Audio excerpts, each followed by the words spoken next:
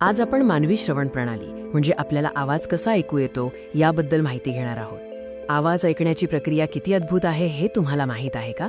ही प्रणाली आपल्याला जगाशी जोडते। आपल्या आयुष्यात संवाद साधण्यासाठी, धोक्याची सूचना मिळवण्यासाठी आणि संगीत ऐकण्यासाठी श्रवण प्रणाली अत्यंत महत्त्वाची आहे। चला तर मग पाहूया फक्त 2 मिनिटांत आवाज आपल्या कानातून मेंदूपर्यंत कसा पोहोचतो आणि त्याचे विश्लेषण कसे होते। आपल्या श्रवण प्रणालीची सुरुवात बाह्य कानापासून होते। कान म्हणजेच पिन्ना। पिन्ना आवाजाच्या लहरी गोळा करून त्यांना कर्णनलिकेकडे इयर कॅनल पाठवतो। हे एखाद्या फनेलसारखे काम करते। कर्णनलिका ही बाह्य कानाची नळी आहे जी आवाजाच्या लहरींना मध्य कानाच्या दिशेने घेऊन जाते। आता आपण मध्य कानात प्रवेश करत आहोत। हा भाग ध्वनी ऊर्जा वाढवण्यात मदत करतो। कर्णपटल म्हणजे इयर ड्रम हे पडद्यासारखे असते। आवाजाच्या लहरी आदळताच ते कंपित व्हायब्रेट होते।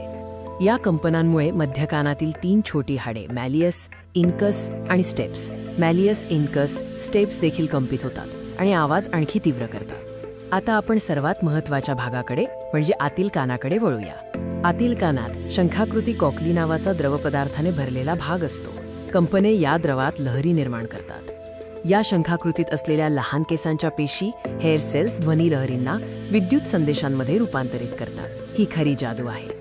आता हे विद्युत संदेश आपल्या मेंदूपर्यंत पोहोचवण्याची वेळ आहे। श्रवण नर्व, ऑडिटरी नर्व या विद्युत संदेशांना थेट मेंदूच्या श्रवण केंद्रामध्ये पाठवतो। मेंदूत पोहोचल्यावर या संदेशांचे विश्लेषण होते आणि आपण त्या आवाजाला ओळखतो आणि त्याचा अर्थ लावतो। उदाहरणार्थ, तुम्ही संगीत ऐकत आहात की कोणी बोलत आहे।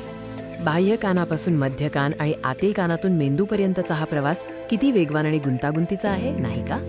मानवी श्रवण प्रणालीचे मुख्य कार्य म्हणजे ध्वनिलहरी गोळा करणे, त्यांना मोठे करणे आणि त्यांना विद्युत संदेशात रूपांतरित करून मेंदूला पोहोचवणे। तुमचे कान खूप महत्त्वाचे आहेत, म्हणून मोठ्या आवाजापासून दूर राहून आणि डॉक्टरांचा सल्ला घेऊन त्यांची काळजी घ्या।